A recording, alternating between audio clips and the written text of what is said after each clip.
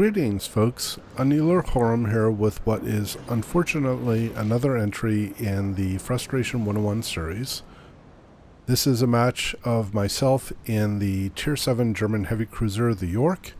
I am divisioned up with Piston Napalm in the Tier 7 Premium Commonwealth destroyer, the Haida, and Jimijaz in the Tier 7 Premium Soviet destroyer, the Leningrad. We are in a domination battle here on Haven, and each team brings 2 battleships, 8 cruisers, and 2 destroyers to the match.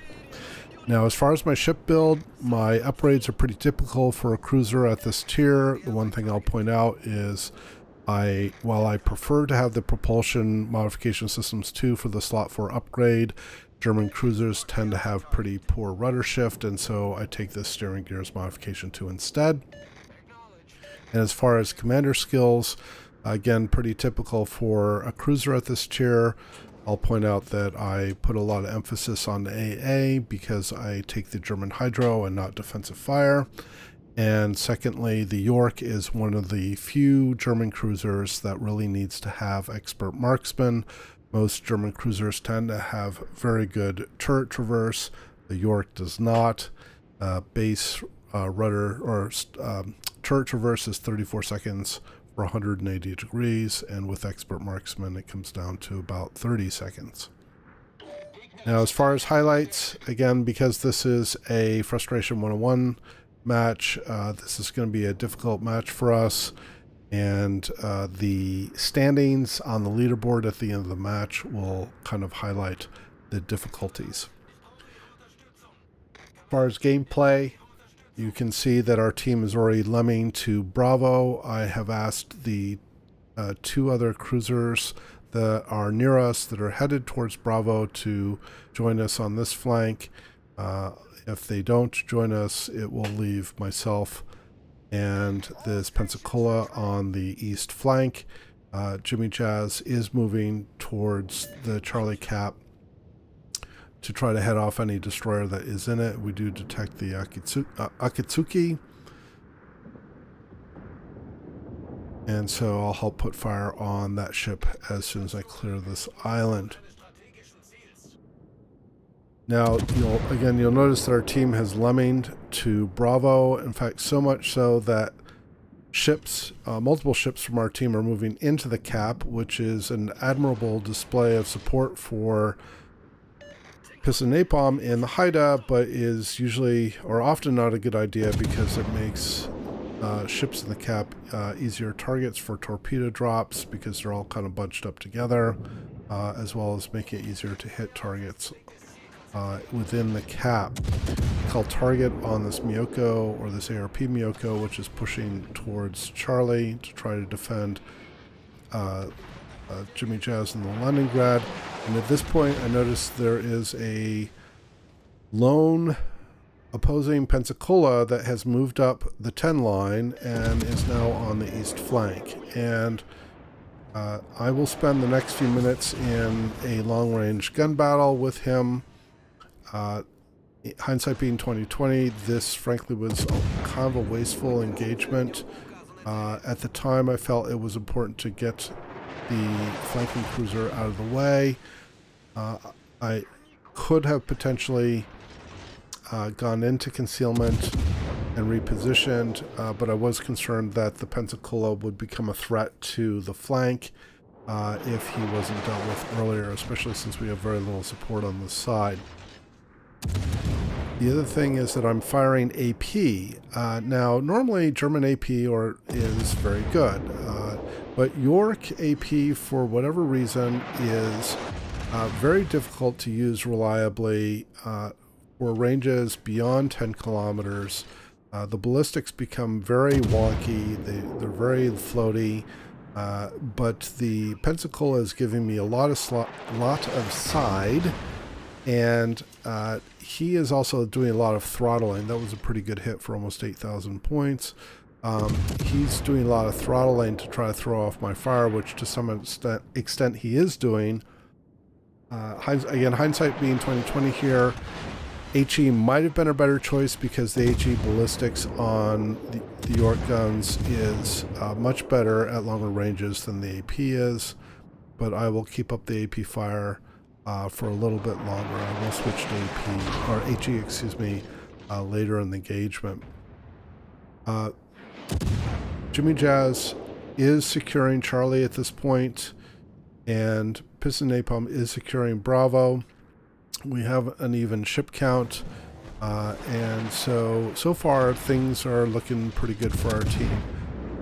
The opposing team also has lemminged to Bravo, with the exception of this sort of Sol Pensacola. There I get a very good salvo with 2 Citadels, take out most of the remaining health of the Pensacola, but I'm not able to get another really strong salvo like that here on the ship, although I am able to get a few more shells on him.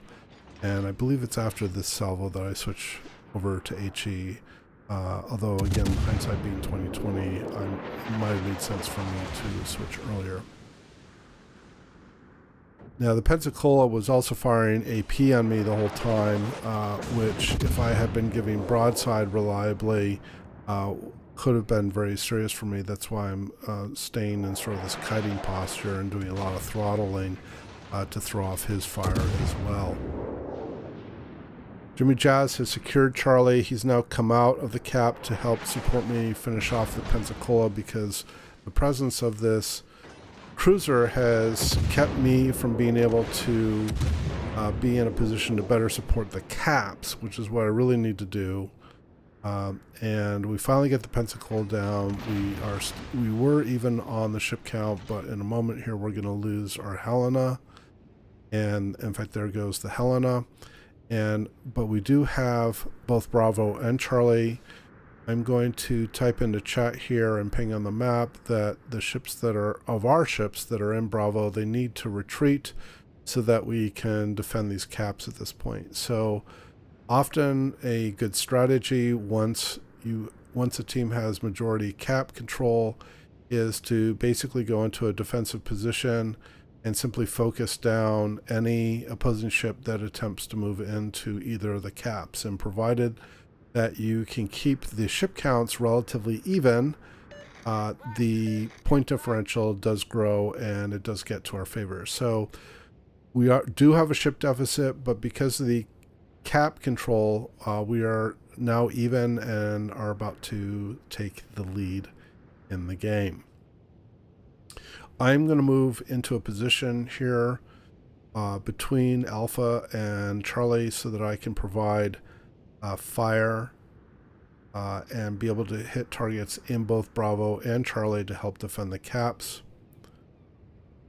And again, I think you probably noticed that I did type in the chat, and in fact Piston Napalm in the Haida had also asked that these ships retreat so that we can focus on defending the caps at this point, and we can maintain our lead and grow our lead at that time. I noticed there is a relatively low Pensacola in the opposing team. I'll call target on him, but then shortly thereafter you'll notice there is an opposing Koenig on the south side of Bravo that's about to move into the cap, and I will call target on him as well so that we can try to maintain control of the cap. I'm going to set up camp here. I can put some long-range fire down on the battleship and try to keep the Bravo cap under our control. One other benefit or advantage of the Yorck is that it has very good range for a Tier 7 cruiser. Only the Tier 7 French cruiser, the Algérie, and the Tech Tree has better range. Yorck's range is 17.3 kilometers. The Yorck also has very good HE shell ballistics even at range, and the alpha on the HE shells is quite good. In fact, among the best for German cruisers, and the fire chance is also among the best. So the Yorck is sort of the oddity of the German cruisers in that it tends to rely more on HE than it does AP under a lot of circumstances. So I'm going to continue to call target on this Koenig so that we can maintain control of the Bravo cap, and we can get the ship out of the game. And another opposing ship, I believe it's the Nuremberg, has moved into Bravo. I'm unable to put fire on him. So I'm going to keep the focus up on the Koenig. You'll also notice there is an opposing Emerald that is very close to our Bayern on the south side of Charlie. We just lost Piston Napalm because he was very low health from an earlier inadvertent torpedo strike that he took from an opposing destroyer. Almost got the Koenig down. I'm going to fire one more salvo as a little bit of insurance to make sure that we get the battleship out of the way. But the Emerald on the opposing team was able to get in a devastating strike on, or at least a ship finishing strike, if you will, on the Bayern, and was able to take the Bayern out of the match. So we no longer have any battleships. I do get a very good salvo on the Emerald, and now I'm kind of vacillating between firing on the Nuremberg, which is about to take the Bravo cap, but I don't have a shot on him. Plus the Atlanta is firing on me, and he obviously has very high DPM, so I'm going to fire on him. Now, one experience I've had with firing on Atlantas is that heavy cruiser AP works pretty well at any angle. This is a very thinly armored ship, and in fact one of the earlier salvos, you probably noticed, I actually completely destroyed one of his guns. I'm going to continue to put AP into him, and I've dropped some torps in the hope that he will sail into them as he pursues me.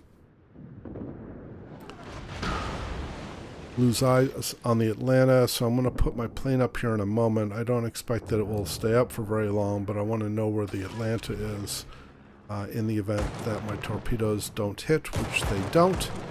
And so now I want to be in a position to put the Atlanta, get the Atlanta out of the game. We have a very steep ship deficit now because of choices that our team made. This is going to be kind of a disappointing salvo because I get one overpen. I was hoping I would finish off the Atlanta before he was able to get any more shots on me, but not to be. One more salvo and finish off the Atlanta. I kited away partly to make it a little more difficult for him to hit me, but also to avoid torpedoes that he may send in, which in fact he does. I will detect them here in a moment. There they are.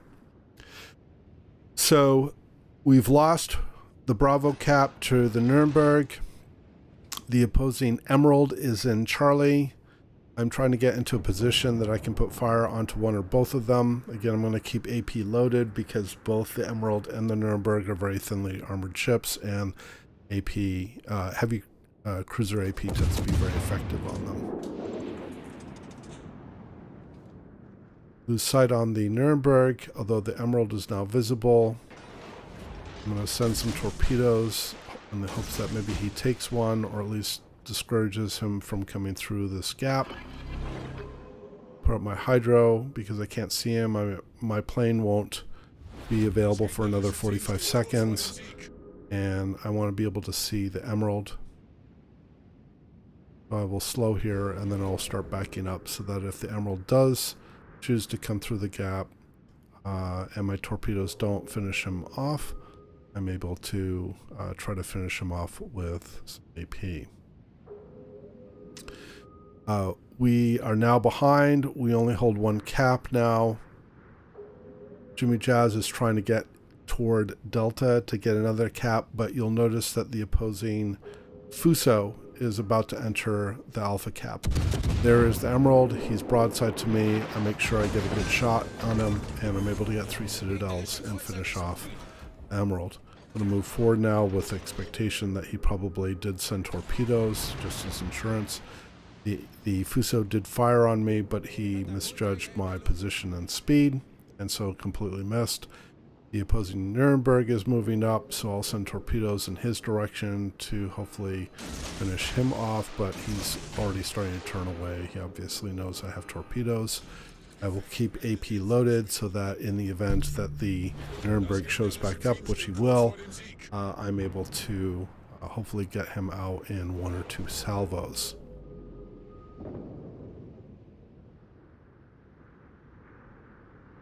We've lost the Alpha cap now, so we hold no caps. Jimmy is in the Delta cap, trying to get that capped. We don't know where the opposing Pensacola is. The opposing Pensacola is very low health. The Atlanta is, I believe, is quite healthy. We don't know where he is. Do get a broadside shot on the Nuremberg. Do get 1 Citadel, but it's not quite enough to finish him off. So I will take another shot to finish him off. I am being targeted by 2, one being the Nuremberg, the other probably being the Fuso. I go into concealment, but as luck would have it, my fate is sealed. The Fuso got his shot off before I was able to dip into concealment, and he finishes me off. So leaves, we were briefly even on the ship count, but we've now lost too many caps, and we're now losing points too quickly. And it's going to be very difficult to try to catch up. So sinking ships at this point is a priority, but also trying to delay point advancement by slipping into other caps is also crucial. Now, as far as my personal performance at this point, I'm reasonably satisfied. Did almost 94,000 damage, got 11 defended ribbons, 4 kills, 6 citadels. So I feel like individually I did okay, but I'm more interested in being successful with a win than having a individually spectacular match if it's a loss. Though frankly this isn't a spectacular game either for that matter, but again, as we'll see with the leaderboard at the end, we'll see how my contribution stacks up against other people in the team. Jimmy moves into Charlie to stop that. Jimmy, Piss and Napalm and I are talking on voice comms. We had hoped that the Kirov would have known to go to Bravo to slow that cap advance, but he just kind of meanders around. We finally type in the chat, hey, Kirov, it'd be a good idea if you went to Bravo. Fortunately, the Fuso's shot is relatively ineffective on the Fuso. The Fuso does fire on the broadside Atlanta. Fuso is probably, the Kirov is probably not going to be able to get into concealment unless he's behind an island because he's too close to the other ships. Jimijaz is trying to sort of bleed away on the Charlie side to stay in concealment so that he can secure the cap. But they're only 35 points away from winning at this point. So we need to not only slow cap advance, but we also need to try to sink a ship. Looks like the Kirov got a good salvo on the Atlanta. Frankly, the Kirov's biggest concern at this point is probably the Fuso and not the Atlanta, since the Atlanta's accuracy seems to be a little bit suspect. Here comes the next salvo from the Fuso. Fortunately, it's not too damaging. Jimijaz is able to get at least a couple of torps on the Fuso, but it's obviously not enough to sink the battleship, and now their team is only 3 points away from winning. The very low health Pensacola does show up right at the end, but it's not enough time and we lose the match. So a very frustrating loss. Based on our own division's performance, we came in the top 3 of the team. In fact, my performance was strong enough that I earned more experience than anybody on the winning team as well. So a little bit of a testament to how difficult this match was. In any case, I hope you enjoyed the replay and the commentary. Please add your comments below. And as always, we hope to see you out there, and I wish you happy sailing.